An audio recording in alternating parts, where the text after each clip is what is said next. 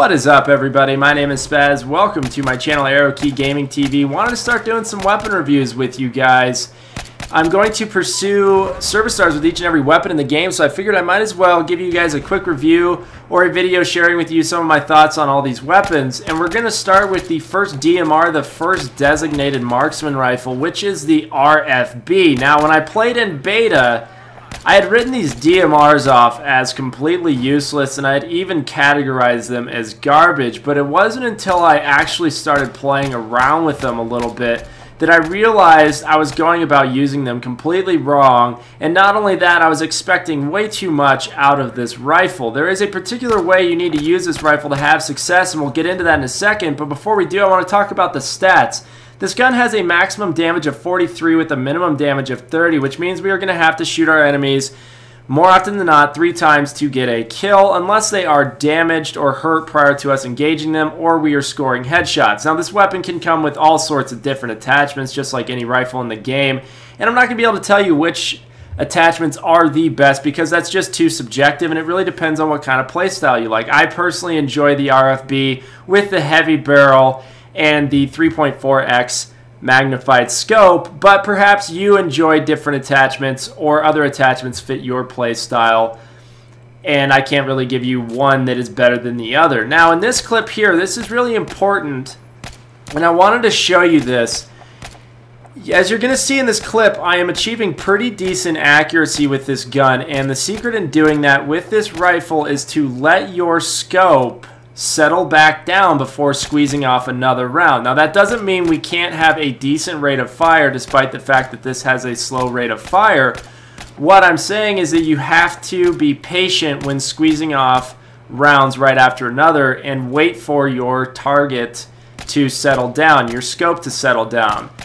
As you're going to see right here, this is what I was doing when I first started using the weapons. I was spamming away, and it's no wonder I wasn't hitting anything, because this is a very touchy weapon with a significant amount of recoil. So you're going to see in the rest of this gameplay, I decided I needed to kind of smooth out my rate of fire, and I kind of wanted to get myself into a rhythm each time I was engaging a target. So you're going to see a lot of 1 2 1 2 3 1 2 3 4, not 1 2 3 4 5 6.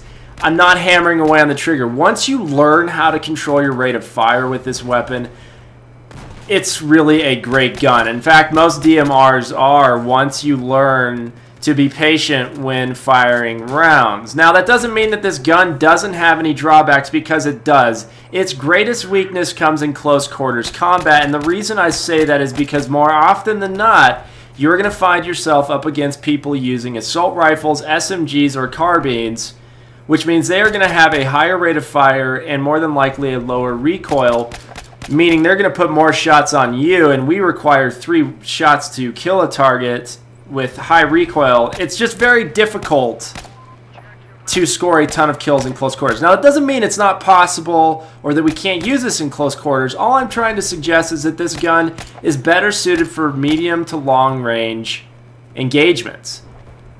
So that means we may have to alter our playstyle a little bit, and that's what I had to do. I had to learn how to go into cap points or pursue objectives and take my time in doing so that I had enough space between myself and my targets or my enemies prior to engaging, because if you get into a close quarter situation, a lot of times you will get overwhelmed with this weapon. Now, I luck out here on this recon because I did score a headshot. Now, if I didn't and he had an SMG, I more than likely would have been toast.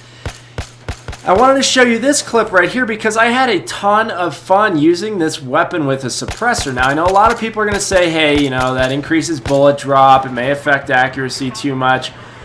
But I enjoy flanking enemies a lot, and what better way to do it than to go into it slow, give ourselves some medium to long range targets, and the best part about it is we're not going to appear on the minimap because the suppressor eliminates that. So if you are into having some sort of stealth-like ninja gameplay and you enjoy flanking, definitely try this weapon out with the suppressor. You will not be disappointed.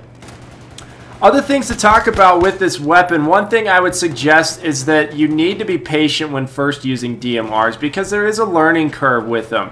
It's not like your typical assault rifle or SMG where you can get away with burst fire or holding down on the trigger in close quarter situations. You really do have to kind of teach yourself how to control your rate of fire and also alter your playstyle just a little bit to give yourself enough room so you don't get overwhelmed. But once you do figure that out, I really do think you're going to enjoy this weapon.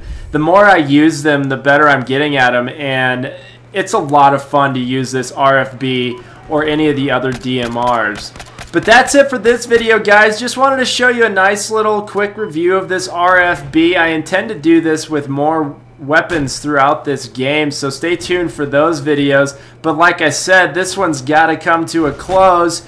So please remember to leave a comment and a rating, and we will catch you guys in some more Battlefield 4 videos. Hope everybody's having a good one. We will catch you guys later. Kyoka.